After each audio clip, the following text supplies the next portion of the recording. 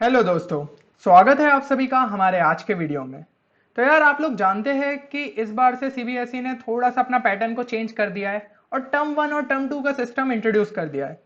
तो term one में जो है अपने एमसीक्यूज रहेंगे इस बार। तो आप लोगों को यार इतना आइडिया नहीं समझ आ रहा होगा कि किस टाइप के क्वेश्चंस पूछे जा रहे हैं।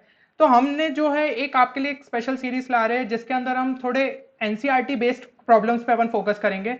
तो इन एमसीक्यूज से आपको थोड़ा आइडिया मिलेगा। ये जो क्वेश्चन है अपन ने आपके सैंपल पेपर के बेस पे ही बनाए हैं, तो उससे आपको एक आइडिया मिलेगा कि किस टाइप के क्वेश्चंस आपसे पूछे जा सकते हैं। और साथ ही साथ इस सीरीज में मैं आप लोगों को थोड़ी शॉर्ट ट्रिक्स भी बताऊंगा, क्योंकि एक्चुअली क्या होता है पिछले साल तक तो ये होता था अपन को क्वेश्चन के लिए एकदम सब्जेक्टिव तरीके से सॉल्व करना होता था। तो step one, step two, step three और इस तरीके से सारी स्टेप्स को दिखाना होता था। क्योंकि आप ये चीज जानते हैं, स्कूल में आप जरा सी एक स्टेप भी अपनी छूट जाती है तो वो 1 मार्क काट लेते हैं। बट ये इस बार नहीं होना है। इस बार जो मतलब आएगा वो अपना फाइनल आंसर से ही आने वाला है। तो किसी भी तरीके से हम अगर फाइनल आंसर तक पहुंचते हैं, इनकेस हमारा तुक्का भी मारते हैं और तुक्का सही हो जाता है और आंसर आ जाता है, तो कोई भी उस पर सवाल नहीं उठाने वाला। तो चलिए फिर अपन इस सीरीज को स्टार्ट करते हैं और इसके अंदर अपन डिस्कस करेंगे जहां जहां क्वेश्चंस में जो भी शॉर्टेस्ट अप्रोच पॉसिबल होगा वो अपन देखेंगे। तो पहला जो टॉपिक मैं डिस्कस करने वाला हूं वो है अपना कंटिन्यूटी एंड डिफरेंशियबिलिटी। अब देखिए यहां पे आपको वेटेज दिख रहा होगा। तो टोटल अपने 40 मार्क्स का है जिसके अंदर कैलकुलस का सबसे ज्यादा वेटेज है। और कैलकुलस में आपके दो पोर्शन रहेंगे, एक तो है कंटिन्यूटी एंड डिफरेंशियबिलिटी और दूसरा है आपका एप्लीकेशन ऑफ डेरिवेटिव्स।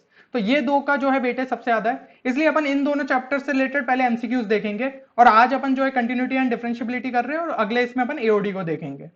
तो चलिए स्टार्ट करते हैं अपन वीडियो को। ये रहा आपका पहला क्वेश्चन स्क्रीन पे।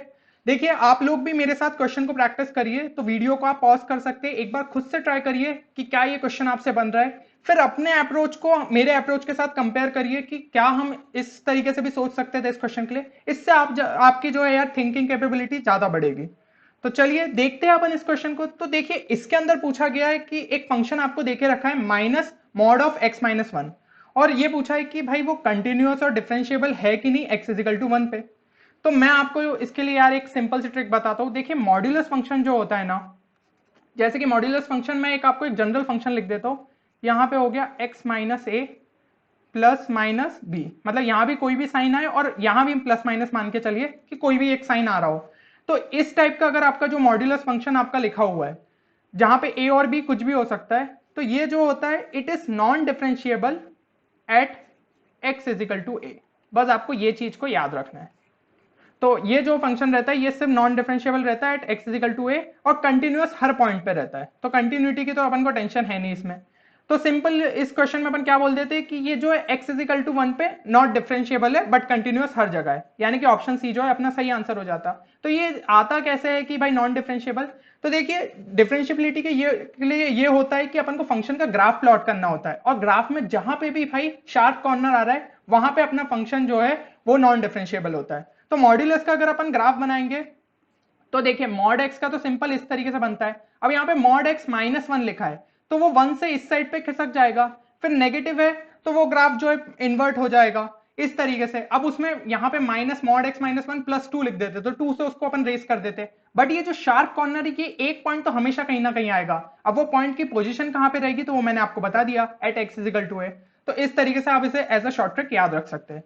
तो पहले का आंसर होना तो ऑप्शन सी। अब अपन देखते हैं सेकंड क्वेश्चन। सेकंड क्वेश्चन में पूछा है कि भाई number of points at which the function F X is equal to one upon X minus GIF X is not continuous. तो यहाँ पे ये जो अपना बॉक्स बना हुआ है ना ये होता है अपना गिफ फंक्शन। मेरे हिसाब से इस टर्म से आप फैमिलियर होंगे पहले से, ठीक है। तो ये गिफ एक्स हो गया अपना। और एक और जो है एक रिलेशन होता है, ये भी रिलेशन बहुत ज्यादा इंपॉर्टेंट है कि X minus GIF X is equal to fractional part of the function. ठीक है, तो ये अपना फ्रैक्शनल पार्ट होता है और ये ग्रेटेस्ट इंटीजर फंक्शन होता है। तो फ्रैक्शनल पार्ट लिख दिया अपन ने, तो F X is equal to simple लिख सकते हैं वन अपॉन ये फ्रैक्शनल पार्ट ऑफ एक्स। अब फ्रैक्शनल पार्ट ऑफ एक्स का भी ग्राफ आप लोगों को पता होना चाहिए। तो उसका ग्राफ जो है वो इस तरीके से बनता है। ये पॉइंट हो गया अपना वन, ये पॉइंट हो गया अपना टू, ठीक है, ये पॉइंट हो गया अपना थ्री। इस तरीके से जो है अपना इसका ग्राफ बनता है कि ये आप देख रहे हैं कि जो अपना फंक्शन लिखा है F X is equal to one upon ये फ्रैक्शनल पार्ट ऑफ एक्स। तो डिनोमिनेटर में जब भी यार जीरो हो जाएगा ये एफ एक्स जो है अपना डिसकंटिन्यूअस हो जाएगा, क्योंकि वहां पे एक तरीके से नॉट डिफाइंड होगा ना। तो यानी कि गिफ एक्स जहां भी जीरो है ये फंक्शन अपना नॉन कंटिन्यूअस है या फिर डिसकंटिन्यूअस बोल लीजिए, तो ये अपना डिसकंटिन्यूअस है। तो ये कहां कहां पे हो रहा है, इस पॉइंट पे 0 पे हो रहा है, देन यहाँ पे 1 पे हो रहा है, 2 पे हो रहा है, 3 पे हो रहा है, ठीक है। तो ये सारे पॉइंट्स पे ये क्या हो जाएगा, अपना डिसकंटिन्यूअस हो जाएगा, यानी कि अपना आंसर क्या हो जाएगा, नन ऑफ दिस, क्योंकि जो है नंबर ऑफ पॉइंट्स यहाँ पे डिफाइंड नहीं है। अब अपन देखते हैं अगला क्वेश्चन। तो अगले क्वेश्चन में देके रखा है कि function F X is equal to sine X by X plus cos X जब एक्स नॉट इक्वल टू 0 है और के है जब एक्स इजिकल टू 0 है। तो इस टाइप के सवाल यार कंटिन्यूटी में कई बार पूछे जाते हैं। कई बार होता है कि एक वेरिएबल आपसे एक वेरिएबल की वैल्यू निकलवाते हैं और कई बार होता है कि दो वेरिएबल की वैल्यू निकालते हैं। तो उसके लिए अपन को भाई दो रिलेशंस यूज करने पड़ते हैं। तो उसमें आपको left hand limit right hand limit अलग अलग दिए रहते हैं पॉइंट्स। यहाँ पे देखिए अब सिंपल सा ये देके रखा है केस। तो ये क्या हो जाएगा कि भाई कंटिन्यूटी के लिए आपको एक कंडीशन पता होनी चाहिए कि left hand limit is equal to right hand limit, और उसी पॉइंट पे जैसे ये x tending to A, x tending to A, और यहाँ पे अगर आप एफ ए डाल देंगे तो ये इसके इक्वल होना चाहिए। सेम चीज अपन यहां भी कर देते हैं कि भाई ये 0 पे कंटिन्यूअस है, ये अपन को पता चल गया है। तो x यहाँ पे मैं लिमिट x टेंडिंग टू 0 कर देता हूं sine X by X plus cos X. इसकी वैल्यू अपन को क्या मिल जाएगी भाई, sine X by X limit x tending to 0 क्या होता है, इट इज इक्वल टू 1, और यहाँ पे x की जगह अगर मैं 0 डालू तो cos 0 क्या हो जाएगा, वो भी हो जाएगा 1। तो ये अपन को मिल जाती है वैल्यू 2, यानी कि k की फाइनल वैल्यू मिल गई इक्वल टू 2। तो कुछ भी नहीं था इस क्वेश्चन में, है ना, सिंपल सा क्वेश्चन था ये। तो इस तरीके से यार कंटिन्यूटी के क्वेश्चन आप इजीली कर सकते हैं। थोड़ा बहुत लिमिट के कॉन्सेप्ट को वो आप लोगों से लिमिट के कॉन्सेप्ट आपको पता होना चाहिए, तो आपसे ये क्वेश्चन इजीली हो जाएंगे। अब अपन देखते हैं नेक्स्ट क्वेश्चन। तो नेक्स्ट क्वेश्चन में देके रखा है कि यार function x minus one upon X into X square minus one is discontinuous at. तो हम लोग क्या करते हैं यार, इस टाइप के जो फंक्शंस रहते हैं ना, x minus one upon x, x square minus one लिखा है तो इसको लिख देते हैं x minus one into x plus one. और कुछ स्टूडेंट्स क्या करते हैं कि भाई x माइनस वन को कैंसिल कर देते हैं, अरे ये तो फैक्टर है इसको हटा दो, तो भाई ये आ गया अपना 1 upon X into x plus one. तो सिंपली ये डिसकंटिन्यूअस कहां पे होगा, जहां जहां भी अपना भाई डिनोमिनेटर वाला टर्म जो है वो 0 दे देगा, ठीक है, तो वहां पे अपना नॉट डिफाइंड हो जाएगा फंक्शन, तो वो सारे डिसकंटिन्यूअस पॉइंट्स हो गए। तो वो बोल देंगे कि x is equal to 0, x is equal to minus one. But एक चीज यार आप यहां पे भूल गए कि जब भी आप इन टर्म्स को कैंसिल करते हैं ना, आपको एक कंडीशन लिखनी पड़ेगी कि x is not equal to 1 here. तो इस तरीके से आपके 3 पॉइंट मिल जाएंगे, 0, माइनस वन और 1। इससे अच्छा या तो आप इस टर्म को कैंसिल ही मत करिए, ठीक है। यहाँ पे आप जो जो भी आपको डिनोमिनेटर में इस टाइप के जो फैक्टर्स दिख रहे हैं वो सब जब जब 0 दे रहे हो आपको, तो वो सारे पॉइंट्स अपने डिसकंटिन्यूटी में काउंट हो जाएंगे। तो इस तरीके से यहाँ पे आंसर क्या हो जाएगा, x इजिकल टू 0, ठीक है, माइनस वन और 1 तीनों पॉइंट पे अपना डिसकंटिन्यूअस होगा, यानी कि ऑप्शन सी जो है वो अपना सही आंसर होगा। तो इस गलती का यार मतलब ध्यान रखिए, ठीक है, कई बार हो जाती है अपन लोगों से। तो अब हम देखते हैं नेक्स्ट क्वेश्चन। नेक्स्ट क्वेश्चन में देके रखा है differential coefficient of sec tan inverse x with respect to x, यानी कि भाई अपन को सिंपली क्या करना है, डिफरेंशिएट करना है इस फंक्शन को विद रिस्पेक्ट टू x। तो ऐसे तो यार ये मुश्किल लग रहा है, ठीक है, मतलब आपको सेक थीटा का डिफरेंशिएशन पता होना चाहिए, फिर इसमें एक तरीके से चेन रूल भी लगेगा, तो tan इनवर्स x को फिर डिफरेंशिएट करिए, है ना, थोड़ा सा मतलब अजीब सा लग रहा है। तो एक काम करिए ना, आप इनवर्स ट्रिग्नोमेट्री के नॉलेज को थोड़ा यूज करिए। tan इनवर्स x को मैं किसी तरीके से सेक इनवर्स समथिंग में कन्वर्ट कर सकता हूँ, जी हाँ बिल्कुल कर सकता हूँ। तो इसको मैं लिख लेता हूँ, एक ट्राइंगल अपन को सिंपली फॉर्म करना पड़ेगा, और इसको अपन ने x बोल दिया, इसको अपन ने 1 बोल दिया। तो ये वाला भाई राइट एंगल ट्राइंगल है, तो ये साइड क्या हो जाएगी अपनी, ये हो जाएगी root over 1 plus X square. तो tan इनवर्स x को मैं क्या लिख सकता हूँ, tan इनवर्स x को मैं लिख सकता हूँ इस तरीके से, सेक इनवर्स। तो tan अपना होता है, क्या होता है, परपेंडिकुलर अपॉन बेस, और सेक क्या होता है, कॉस का उल्टा। तो कॉस क्या होता है, अपन को देता है बेस अपॉन हाइपोटेनस, यानी कि हो जाएगा हाइपोटेनस अपॉन बेस, तो root over 1 plus X square upon 1। इस तरीके से मैंने लिख दिया। तो यहां भी यही आ जाएगा, sec inverse root over 1 plus X square, इसको डिफरेंशिएट करना है। तो यहां से सेक और सेक इनवर्स हटे, अपन को simply function root over 1 plus X square को जो है डिफरेंशिएट करना है। तो देखिए यार कितना सिंपल क्वेश्चन बन गया। इसको बस, ठीक है, इसमें भी पावर रूल लगेगा, बट एल्जेब्रिक फंक्शन से अपन बहुत ज्यादा फेमिलियर रहते हैं, तो कोई दिक्कत नहीं होगी।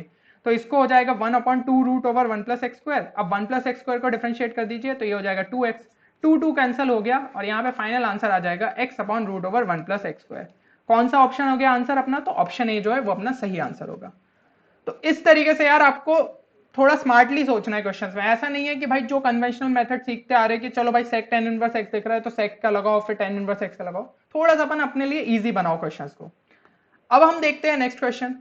तो नेक्स्ट क्वेश्चन में अगर आप देखें तो यार ये फंक्शन ही कितना खतरनाक सा लग रहा है, F X is equal to sine 4 pi, फिर यहाँ पे अपना पाई स्क्वायर एक्स, और ये जो ब्रैकेट वाला है ना टर्म, ये अपना गिफ को डिनोट करता है। फिर यहाँ पे 7 प्लस गिफ एक्स का स्क्वायर। तो ऐसा लग रहा है कि भाई कितना खतरनाक क्वेश्चन है। एक चीज बट यहाँ पे आप देखिए कि मतलब डिसकंटिन्यूटी के लिए क्या होना था कि भाई 7 plus GIF X square must not be equal to 0, है ना। ये एक चीज अपन को बस इंश्योर करनी है। तो ये वैसे भी है, ठीक है ना, गिफ वाला टर्म अपन को हमेशा एक इंटीजर देगा, तो कभी भी 0 होगा नहीं, तो उस चीज की अपन को टेंशन ही नहीं है। अब यहां पे एक चीज देखे तो भाई साइन 4 पाई पाई स्क्वायर एक्स, यहां पे मैं x की कोई वैल्यू डालू, मतलब x की कोई भी वैल्यू डालू, तो ये भाई ब्रैकेट के अंदर अपन को टोटल क्या एक इंटीजर ही दे देगा। तो इंटीजर मैं बोल देता हूं n, यानी कि साइन 4n पाई। भाई साइन 4n पाई की वैल्यू क्या होगी, इक्वल टू 0, क्योंकि 4n क्या हुआ है, एक इंटीग्रल टर्म हुआ। तो n पाई का जो मल्टीपल रहता है, मतलब पाई का कोई भी मल्टीपल अगर अपन ने साइन में डाला तो वो हमेशा अपन को क्या वैल्यू देगा, 0। तो सिंपली अपन बोल सकते हैं कि इस फंक्शन की वैल्यू हमेशा क्या रहेगी, 0। तो भाई इसको कितनी भी बार मैं डिफरेंशिएट करूं, एक ये कांस्टेंट फंक्शन है, तो वो हमेशा अपन को क्या वैल्यू देगा, 0। एफ डैश एक्स भी 0 आया, एफ डबल डैश एक्स भी 0 आया। तो अपना आंसर क्या हो जाएगा इस हिसाब से, continuous for all x but F dash x does not exist. नहीं, एफ डैश एक्स एग्जिस्ट कर रहा है, तो ऑप्शन ये तो गलत हो गया। डिसकंटिन्यूअस एट सम एक्स, नहीं, ये जो है अपन को हर जगह कंटिन्यूअस दिख रहा है क्योंकि एक कांस्टेंट फंक्शन है। सी ऑप्शन देखा तो F double dash x exist for all x, हाँ ये एग्जिस्ट कर रहा है, तो ऑप्शन सी जो है वो अपना सही आंसर हो जाएगा। इस तरीके से यार आपको क्वेश्चन भलाई कितना भी खतरनाक दिख रहा हो बट रहेगा वो बोर्ड्स लेवल का, ठीक है। तो ज्यादा आपको डिफिकल्ट नहीं हो सकता, बस उसके पीछे की आपको ट्रिक को समझना है, जैसे इस क्वेश्चन में इन्वॉल्व थी। अब अपन देखते हैं नेक्स्ट क्वेश्चन। तो नेक्स्ट क्वेश्चन है अपना, if G is inverse function of F and F dash X is equal to sine X then G dash X is. तो भाई यहाँ पे sine G X, sine inverse X, और ये options आपके देके रखे हैं। तो भाई बोला है कि जी जो है that is inverse function of F, यानी कि एफ इनवर्स एक्स, इस तरीके से अपन लिख सकते हैं। तो इसको मैं इस तरीके से भी लिख सकता हूं, F of G X is equal to, ये अपना जी एक्स ही होगा, G X is equal to यहां पे क्या आ जाएगा अपना एक्स, इस तरीके से अपन लिख सकते हैं। तो अब यहां पे एक चीज मैं बताऊं कि यहां पे अपन को क्या निकालना है, जी डैश एक्स निकालना है। तो आप एक काम करिए, इस फंक्शन को डिफरेंशिएट कर दीजिए, ये हो जाएगा अपना एफ डैश जी एक्स। और एक तरीके से यहां पे भी अपना भाई क्या लग रहा है, चेन रूल ही लग रहा है, पहले इसको डिफरेंशिएट किया, अब अंदर के फंक्शन को भी डिफरेंशिएट करो, तो ये क्या हो जाएगा, जी डैश एक्स इक्वल टू 1। यहां पे ये चीज हो गई भाई, दिखने लग गया थोड़ा थोड़ा कि जी डैश एक्स अपन को निकालना है और अपन वहां तक पहुंच रहे हैं। अब एफ डैश जी एक्स क्या होगा, तो एफ डैश एक्स अगर अपन को साइन एक्स देके रखा है तो एफ डैश जी एक्स क्या हो जाएगा, that will be equal to sine G X. तो ये सिंपली हमारा क्या हो गया, sine G X G dash X equal to 1, 1 upon sine G X अपना क्या हो जाएगा, वो हो जाएगा कोसेक जी एक्स। तो ये अपने को मिल गया सिंपली कोसेक जी एक्स, यानी कि ऑप्शन डी जो है वो अपना सही आंसर है। तो इस तरीके से यार इतना मतलब क्वेश्चन इतना मुश्किल नहीं था, जो लैंग्वेज लिखी है बस उसको आपको किसी तरीके से इंटरप्रेट करना है और अपने सॉल्यूशन तक पहुंचना है। पहला अपन को ये रिलेशन देके रखा था, वहां से अपन को जी डैश एक्स तक पहुंचना है, तो किसी तरीके से अपन को पता चला कि ठीक है भाई डिफरेंशिएट ही करना पड़ेगा, पहली स्टेप डिफरेंशिएट किया, फिर जो टर्म अपना फंस रहा था उसकी भी वैल्यू अपन को देके रखी थी, तो वो डाली उसमें सब्स्टिट्यूट की और अपना आंसर आ गया। और ये जो यार सीरीज का आपको फायदा क्या होगा कि इस टाइप के क्वेश्चंस आपको बिटसेट में देखने को मिल जाते हैं, क्योंकि जेई मेंस में तो आप जानते हैं क्वेश्चंस का लेवल बढ़िया रहता है, बट बिटसेट हो गई अपने और थोड़ी स्टेट बोर्ड की एग्जाम्स हो गई, उनमें क्वेश्चंस का लेवल थोड़ा कम रहता है। तो ये सीरीज आपको उसमें भी जरूर फायदा देगी, इसलिए इस सीरीज को अच्छे से फॉलो करिए और आप मैथ्स में बहुत बढ़िया स्कोर्स कर सकते हैं। अब अपन देखते हैं नेक्स्ट क्वेश्चन। नेक्स्ट क्वेश्चन में देके रखा है कि भाई X is equal to root over of A sine inverse T, A raise to power sine inverse T, और y देके रखा है root over of A raise to power cos inverse T. dy by D X निकालना है। तो अब आप बोलेंगे कि भाई x जो है वो t के टर्म्स में लिखा है, y जो है वो t के टर्म्स में लिखा है, ठीक है, और a अपना यहाँ पे कांस्टेंट फंक्शन है, उससे फर्क नहीं पड़ता, t ही यहाँ पे वेरिएबल है। तो भाई t ये हो गया साइन इनवर्स टी और कॉस इनवर्स टी यहाँ पे लिखा है। तो अपन बोलेंगे भाई ये तो एक पैरामेट्रिक वाला हो गया, तो अपन क्या करते हैं इस टाइप के क्वेश्चन में, dy by D T divided by D X by D T. But ये थोड़ा ऐसा खराब सा नहीं दिख रहा है अपन को, function root over of A sine inverse T, उसको डिफरेंशिएट करेंगे विद रिस्पेक्ट टू टी। तो यहां भी थोड़ा सा दिमाग लगाइए कि भाई कहीं मैं साइन एक्स और वाई के बीच में कोई रिलेशन फॉर्म कर सकता हूं, बिल्कुल कर सकता हूं। साइन इनवर्स टी और कॉस इनवर्स टी का अपन को सम क्या होता है, sine inverse T plus cos inverse T is equal to pi by 2। तो भाई उसी के टर्म्स में अपन लिख लो ना, x अगर root over of a sine inverse t है तो इसको क्या कर दूंगा, इस दोनों साइड स्क्वायर किया, यहाँ पे दोनों साइड स्क्वायर किया तो ये हो जाएगा a raise to power sine inverse t। और यहाँ पे फिर अपन log ले लेते हैं तो ये हो जाएगा अपना log x square with base a ले लिया, ठीक है, तो ये हो जाएगा सिंपली साइन इनवर्स t। और इसको मैं इधर लिख लिया तो ये हो गया 2 log ax is equal to sine inverse t। Similar तरीके से भाई कॉस इनवर्स को भी मैं ले सकता हूं, तो वो क्या हो जाएगा 2 log ay is equal to cos inverse t। अब इन दोनों का सम जो है इक्वल टू पाई बाय 2 है, तो यहां पे ये अपना क्या हो जाएगा 2 common log a x plus log a y, तो log की अपन ने प्रॉपर्टी यूज कर ली, ये हो जाएगा log a x y, ठीक है। और यहाँ पे अपना क्या हो जाएगा sine inverse plus T cos inverse T equal to pi by 2, तो ये हो गया, यहाँ पे 2 इधर चला जाएगा तो ये हो गया पाई बाय 4। अब अपन को क्या करना है, simply log a X Y is equal to यहाँ पे आ गया पाई बाय 4। तो थोड़ा सा अपन यहाँ पे रब कर देते। अब अगली स्टेप में अपन क्या करेंगे, तो अगली स्टेप में भाई इसको लिख लो X Y is equal to A raised पर पाई बाय 4। ये तो भाई एक कांस्टेंट फंक्शन है, दोनों साइड डिफरेंशिएट कर दो, तो इसको अपन लिख देंगे y plus X D Y by D X is equal to 0। तो D Y by D X अपन को क्या मिल गया माइनस वाई बाय एक्स, यानी कि ऑप्शन सी जो है अपना सही आंसर है। तो आप देख रहे हैं यार कितनी अपन ने कम स्टेप्स में आंसर निकाल लिया, और इतना कोई बहुत कॉम्प्लेक्स नहीं हुआ क्वेश्चन। नहीं तो अभी भाई D Y by D T और D X by D T निकालने बैठते तब आपको समझ में आता कि भाई मेहनत है क्वेश्चन में। तो अपन को इस टाइप से यार ढूंढना पड़ता है कि कोई रिलेशन अपन को मिल जाए जिससे क्वेश्चन अपने लिए आसान हो जाए। नेक्स्ट क्वेश्चन में आपको दिया है कि if F X is equal to, ये आपको एक डिटरमिनेंट दिया और एफ डैश एक्स निकालना है। तो इस टाइप के क्वेश्चन में जनरली क्या करते हैं स्टूडेंट्स की भाई डिटरमिनेंट की कोई प्रॉपर्टी लगाने बैठते हैं, या फिर अगर आपने मतलब आप जेई मेंस की लेवल की तैयारी कर रहे हो तो आपको पता है कि भाई डिटरमिनेंट का अपन को डिफरेंशिएशन कैसा करना होता है। बट मैं तो बोलता हूँ वो भी आपको इतनी जरूरत नहीं है। आप क्या करिए, एबीसी जो है वो अपने एक वेरिएबल्स टर्म्स है ना, तो उनकी जगह कोई वैल्यू सब्स्टिट्यूट कर दीजिए, जिससे अपना डिटरमिनेंट सिंप्लीफाई हो जाएगा। फिर उसकी वैल्यू अपन इजीली निकाल लेंगे और फिर उसको सिंपली डिफरेंशिएट कर देंगे। तो भाई एक काम करो, ए की जगह मान लो अब देखिए यहां पे भी थोड़ा स्मार्टली अपन को सोचना पड़ेगा। अपन ऑप्शंस को ऐसा नहीं कर सकते कि भाई ए की जगह 0 मान लो, बी की जगह 0, सी की जगह भी 0, क्योंकि वहां पे क्या होगा अपना ऑप्शन ए भी 3x² बन जाएगा और ऑप्शन बी भी अपना 3x² बन जाएगा। फिर अपन को कोई और सेट ऑफ वैल्यूज लेनी पड़ेगी। तो ऐसी वैल्यूज सोचो जिससे ए बी सी जो है वो तीनों ही डिफरेंट वैल्यूज दे अपन को। तो अपन क्या करते हैं, ए की जगह 1 मान लेते, बी की जगह अपन 0 मान लेते और सी की जगह अपन 0 मान लेते। ये चीज अपन ने करी, तो यहां पे अपना क्या हो जाएगा एफ एक्स बन जाएगा x प्लस 1, ये हो गया 0 0 0 0, यहां पे हो गया अपना x, यहां पे हो गया अपना x, ये हो गया अपना 0 0। बस इसका डिटरमिनेंट करना है, तो भाई a की टर्म यहां पे आएगा x plus 1 into X square, ये हो गया x cube plus X square. भाई इसको डिफरेंशिएट करो, तो इसको डिफरेंशिएट किया वो अपन को क्या दे देगा 3x स्क्वायर प्लस 2x। यानी कि अगर मैं ऑप्शंस में चेक करूं a is equal to 1, b is equal to 0 और c इजिकल टू 0 डाल के, तो भाई अपन को ऑप्शन बी दे रहा है 3x स्क्वायर प्लस 2x, यानी ऑप्शन बी जो है वो अपना सही आंसर हो जाएगा।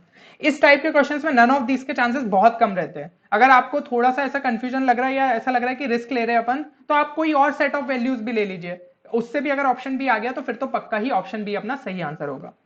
अब अपन देखते हैं अगला क्वेश्चन। अगले क्वेश्चन में देके रखा है कि find d2y upon dx square if x is equal to 80 square and y is equal to 280। तो इस टाइप के क्वेश्चन में देखिए अपन को सिंपल सा पैरामेट्रिक फॉर्म है, ठीक है, x भी t के टर्म्स में डिफाइंड है, y भी अपना t के टर्म्स में डिफाइंड है। तो अपन को क्या हो जाएगा भाई dy बाई dx निकालो, dy बाई dx हो जाएगा अपना simply dy by dt upon dx by dt। तो ये चीज हो गई, dy बाई dt अपना क्या हो जाएगा, तो ये हो गया 2a और dx बाई dt हो जाएगा अपना, ये हो गया 2at, है ना, इस तरीके से लिख लिया, तो ये हो गया अपना 1/t। अब देखिए स्टूडेंट्स यहाँ पे गलती क्या करते हैं, इस तरीके से जाने की जगह वो क्या करते हैं d2y बाई dx स्क्वायर, तो वो सोचते हैं कि भाई ये भी ऐसे ही हो जाता होगा d2y upon dt square upon d2x upon dt square, कि भाई dy बाई अपॉन dx अपन इस तरीके से निकालते हैं तो ये भी इस तरीके से निकलता होगा, बट ये चीज गलत है। तो इस चीज को आपको ध्यान रखना है कि ये इसके इक्वल नहीं होता है। तो फिर अपन किस तरीके से निकालेंगे, तो फिर आप ऐसे निकालेंगे कि d upon D X D Y by D X ये अपन को निकालना है। तो यहां पे dx की जगह अपन dt से रिप्लेस कर दो। अब इसको dt से अपन ने रिप्लेस किया dy बाई डी एक्स, तो यहां पे एक dt वाला टर्म मल्टीप्लाई हो जाएगा, ठीक है, dt वाला टर्म, और यहाँ पे dx जो था वो पहले से उसको अपन ने इधर लिख लिया। अब dt बाई dx को अपन क्या लिख सकते हैं, 1 अपॉन dx बाई dt, तो ऐसा लिख लीजिए d upon dt, dy by dx अपना क्या था 1 by T into 1 upon dx by dt, dx by dt अपना क्या आया 280, ये लिख लिया। और इसको लिख लीजिए, ये क्या हो जाएगा, डिफ्रेंशिएशन करेंगे अगर अपन 1 बाई टी का तो वो हो जाएगा minus 1 by T square into 1 upon 280, तो ये हो जाएगा माइनस 1 अपॉन 280 क्यूब, यानी कि ऑप्शन ए जो है वो अपना सही आंसर रहेगा। तो यहाँ पे यही चीज अपन को बस ध्यान रखनी है कि D two Y by D X square का अपन को करना है तो डिफरेंशिएशन इस तरीके से नहीं होता है, इस तरीके से ही आपको जाना होगा। तो ये एक इंपॉर्टेंट पॉइंट है और इस टाइप के क्वेश्चन यार आने के चांसेस पूरे पूरे हैं। तो होपफुली यार ये वीडियो से आपको काफी कुछ सीखने को मिला होगा। ठीक है, किस तरीके से अपन को यार शॉर्टर अप्रोच से सोचना है। अब पेपर सब्जेक्टिव नहीं है तो अपन को यार अपने को टाइम मैनेज करते हुए क्वेश्चंस को जल्दी जल्दी सॉल्व करना होगा। ठीक है, कोई भी क्वेश्चन अपन से छूटना नहीं चाहिए क्योंकि क्वेश्चन का लेवल बहुत ईजी रहने वाला है। तो आपको डरने की जरूरत नहीं है, बस प्रैक्टिस अच्छे से करते रहिए। जैसे आप लोग यार पुराने स्टूडेंट्स बोर्ड्स के लिए पढ़ते थे और इजीली 90 से लेकर 95% तक स्कोर कर लेते हैं, तो आप लोग भी आराम से कर लेंगे। और अब तो यार ऑब्जेक्टिव पेपर है तो इसमें तो ट्राई करना है कि 40 आउट ऑफ 40 ही लाए अपन। ठीक है, तो हर सब्जेक्ट के लिए आप अच्छे से पढ़िए और आप डेफिनेटली बढ़िया करेंगे। तो फिर अगले वीडियो में मिलते हैं अपन। ठीक है, जब भी पब्लिश करूंगा मैं तो उसमें अपन एओडी को डिस्कस करेंगे। अगर आपको ये वीडियो पसंद आया है तो अपने दोस्तों के साथ जरूर शेयर करिएगा, इससे यार मुझे भी एक मोटिवेशन मिलता है कि मैं आपके लिए और ज्यादा वीडियोस लाऊं। और अपन देखेंगे कि जो केस बेस्ड टाइप के क्वेश्चन रहते हैं या असर्शन रीजन के हो गए उस टाइप के क्वेश्चन अपन उठाएंगे इस सीरीज के अंदर, तो वो भी डेफिनेटली आपको फायदा करेंगे।